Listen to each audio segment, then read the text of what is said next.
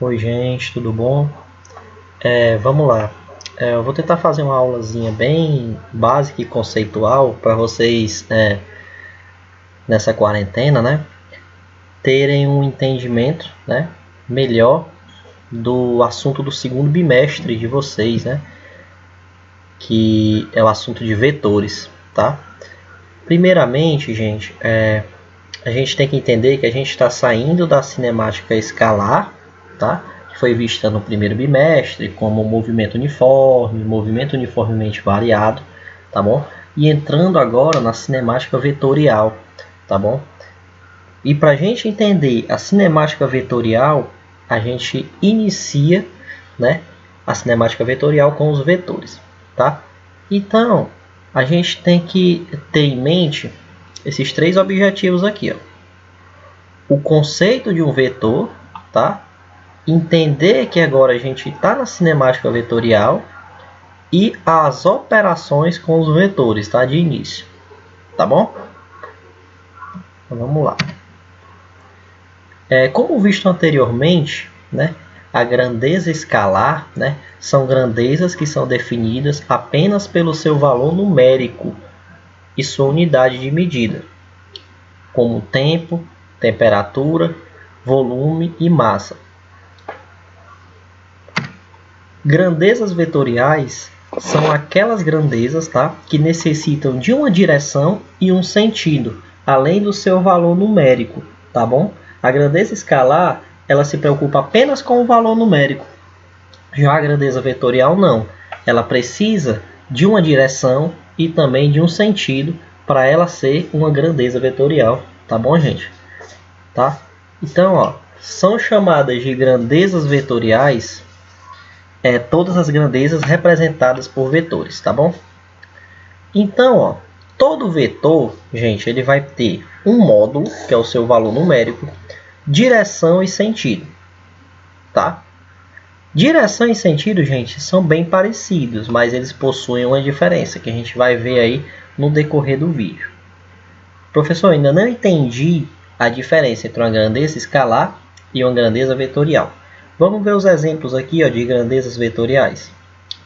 Velocidade, aceleração, força, deslocamento, etc, né? Empuxo, campo elétrico, campo magnético e força-peso. Presta atenção, ó, no que é o módulo, o que é a direção e o que é o sentido.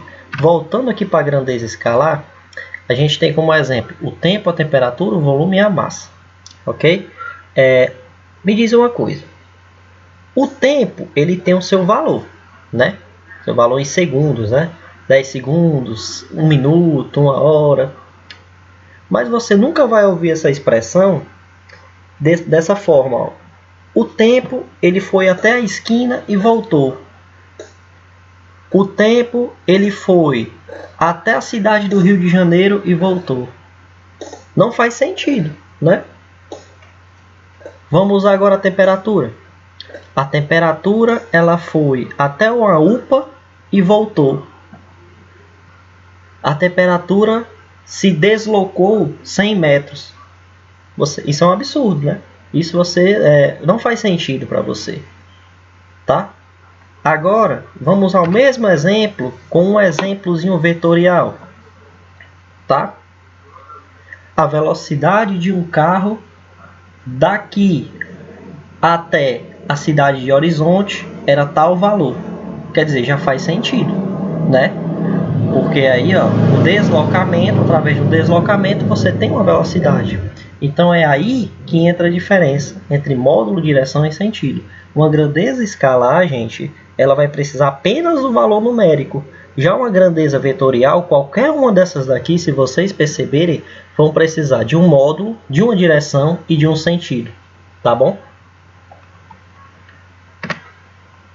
Mas o que é um vetor? Vamos lá. O vetor é um ente matemático, é uma entidade matemática, é algo matemático, tá? Caracterizado por possuir um sentido, uma direção e um módulo, tá? O módulo é o valorzinho numérico, a intensidade, né? Como está entre parênteses aqui, ó. Graficamente, o vetor é representado por uma reta orientada, tá? indicado por uma letra sobre a qual colocamos uma seta em cima. Vamos lá, vamos imaginar que eu tenho uma geladeirazinha aqui, ó. Só imagina. E eu peguei essa geladeira e desloquei ela esse tamanho aqui, ó, daqui para cá, tá? Então, ó, é o que? Um vetor força. Eu apliquei uma força nessa geladeira. Eu desloquei ela do início até aqui o final, tá? Então, ó, foi aplicada nela um vetor força, onde é a força representada por essa letra F e tem essa setinha aqui em cima aqui, ó. Essa setinha aqui em cima representa que é um vetor, tá? Que essa grandeza física aqui é um vetor, tá bom?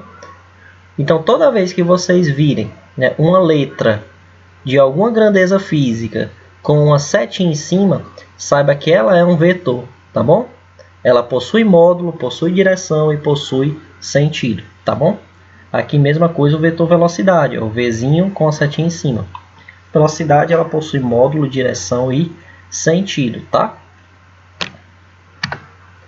Comparação entre vetores, gente. Vetores iguais. Percebam aqui uma coisa. Nessa setinha azul, gente, ela é do mesmo tamanho da setinha vermelha, né? A setinha A é do mesmo tamanho que a setinha B, tá? Então, ó, quando elas têm o mesmo tamanho, elas têm o mesmo módulo, tá bom? Elas possuem também a mesma direção, as duas estão na horizontal, né? Paralelas entre si, então ela possui a mesma direção, tá? E o mesmo sentido, ambas estão indo para o leste, né? Tanto o vetor A quanto o vetor B, então percebe-se que o A está com a setinha em cima, então vou chamar ele de vetor A. E o B está com a setinha em cima também, vou chamar ele de vetor B, tá bom? Então tanto o vetor A quanto o vetor B, ambos estão indo para o leste. Então, como ambos também estão paralelos e ambos também têm o mesmo tamanho, tá? Eu vou ter o mesmo módulo, a mesma direção e o mesmo sentido. Logo, o vetor A é igual ao vetor B, tá bom? Vetor A é igual ao vetor B, como mostra a expressãozinha aqui, ó. De novo, ó, eles têm o mesmo tamanho, eles estão paralelos entre si, então tem a mesma direção, tá? E ambos estão apontando para o leste, ó. Ambas as retas estão apontando para o leste, logo elas têm o mesmo sentido. Agora, se vocês verem esse exemplo aqui, ó, vocês percebem que o vetor A e o vetor B têm o mesmo módulo, mesma direção e mesmo sentido, mas o vetor C tem uma diferença entre eles. Eles têm o mesmo módulo, têm o mesmo tamanho, tá? Eles têm a mesma direção, pois ambos estão paralelos, mas o sentido do vetor C é contrário ao sentido do vetor A e do vetor B, tá? Então, ó, eles possuem mesmo módulo, mesma direção, mas o sentido deles é oposto, é o contrário, tá? E para eu representar um vetor que tem um sentido oposto, eu coloco o sinalzinho negativo nele, tá? Percebe-se aqui na expressão, ó, que o vetor A é igual ao vetor B, que é igual ao oposto do vetor C, tá? Então, quando eu quero sinalizar que esse vetor ele é oposto, eu coloco o sinalzinho negativo nele. Então, ó, o resultado da expressão me diz o seguinte, ó, o vetor C é oposto aos vetores A e B, tá bom? Então, vamos lá entrar na parte de operações com vetores, tá bom, gente? Vamos ler aí os conceitos, né? Através de uma soma vetorial entre dois ou mais vetores, encontramos um outro vetor chamado de vetor resultante. Tá? O vetor resultante, esse nome resultante, vem da soma de todos os vetores. Tá? Lembrando que o vetor é um segmento de reta orientado. Tá bom? Então, eu posso ter vários vetores em um plano. Tá? A soma de todos esses vetores é dado como vetor resultante.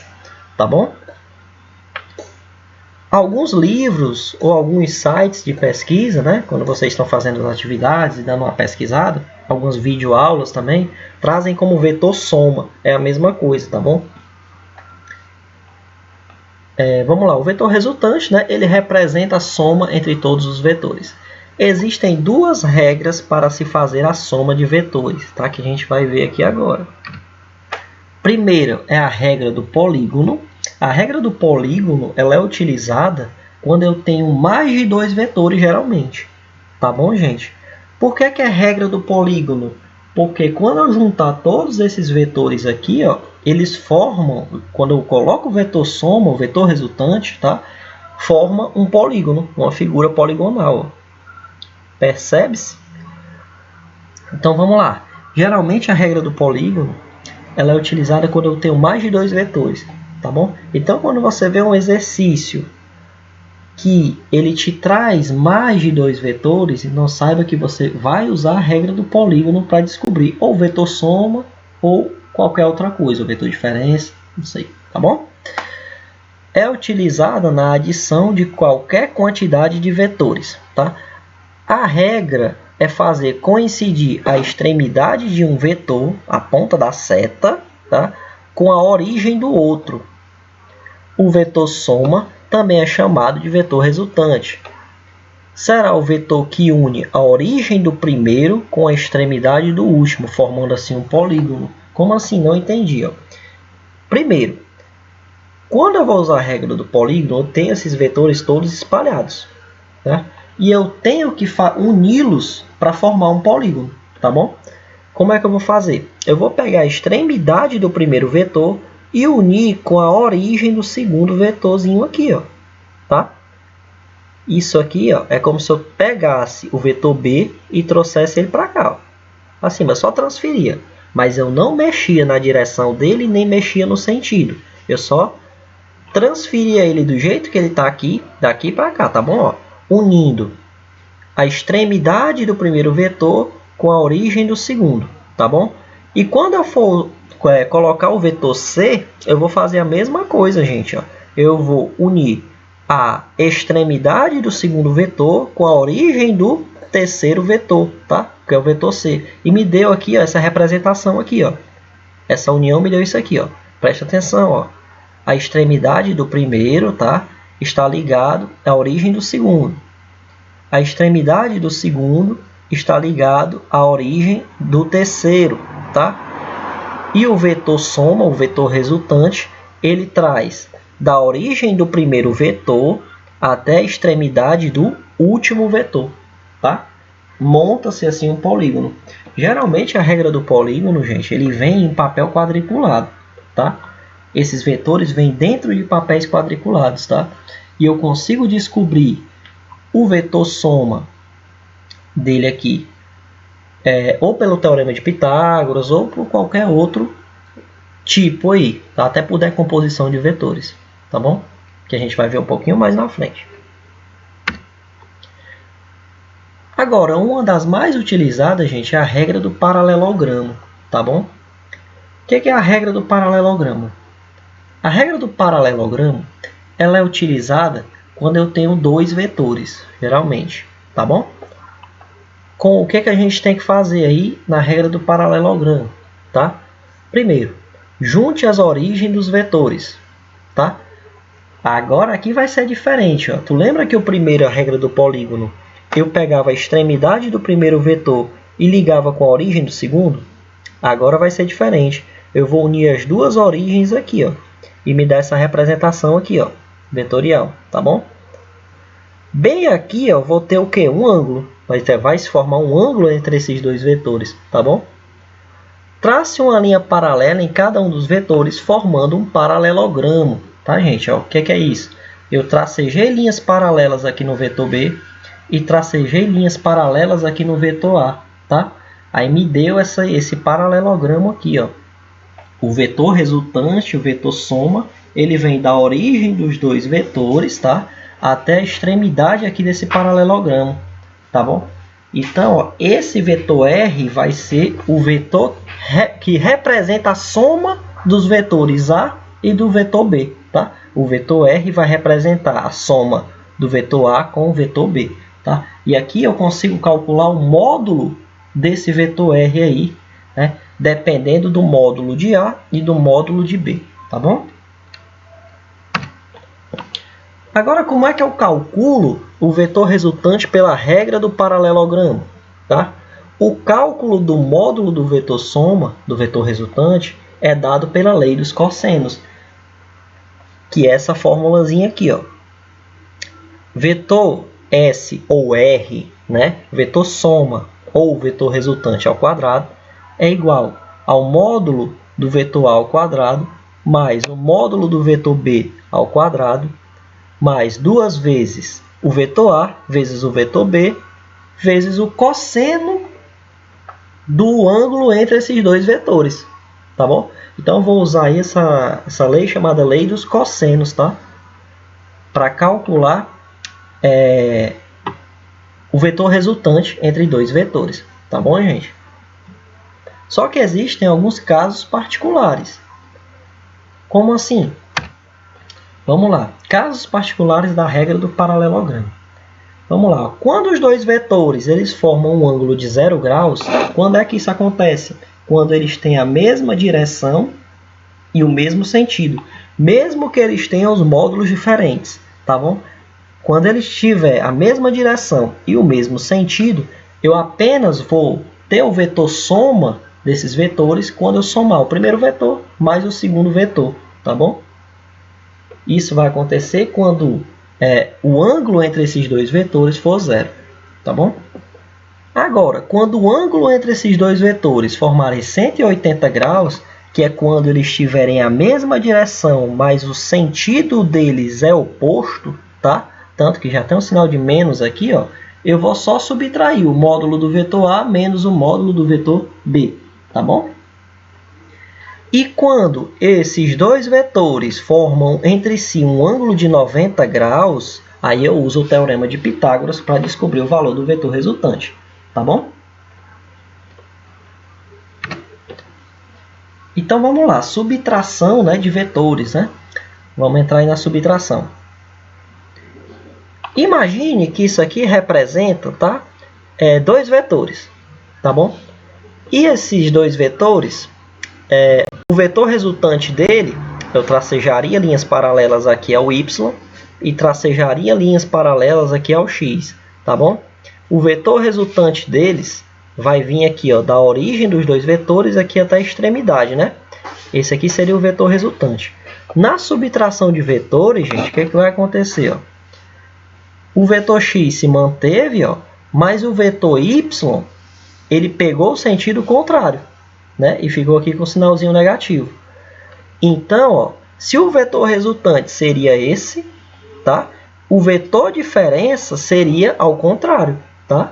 Na direção contrária e no sentido também oposto, tá bom? Seria esse vetor D aqui, ó.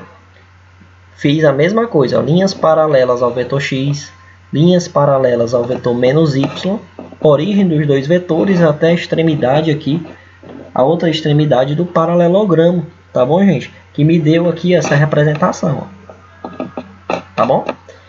Então, ó, na subtração de vetores, o que vai acontecer?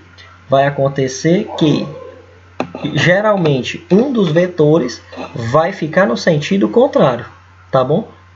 Fica na mesma direção, mas no sentido contrário, tá? Por isso que tem esse sinalzinho de menos, tá bom? Para eu calcular o módulo desse vetor diferença aqui, ó, é a mesma coisa. Utiliza-se o mesmo caso particular, utiliza-se a mesma lei dos cossenos, tá bom? Só que a gente vai ter que representar um dos vetores com o sinal negativo na hora que a gente for fazer o cálculo, tá bom? E agora a decomposição de vetores, por fim, né? A decomposição de vetores é utilizada, gente, quando eu tenho o valor do vetor resultante ou vetor diferença, mas eu não tenho o valor dos outros dois vetores. Valor de quê, professor? Valor dos módulos, tá bom? Quando eu tenho o módulo do resultante ou da diferença, mas eu não tenho o módulo dos outros dois vetores e eu quero descobrir. Então, uso essa relaçãozinha trigonométrica aqui, ó, tá? Que é o V cosseno de θ e o V seno de θ, tá? θ é o ângulo formado entre os dois vetores, tá bom? Beleza? Então é isso, tá? Espero que tenha tirado, sanado as dúvidas de vocês, né? Qualquer coisa, gente, eu tô no WhatsApp, tá? Vocês me perguntem que a gente está aqui para ajudar, tá bom? Então, forte abraço e tudo de bom.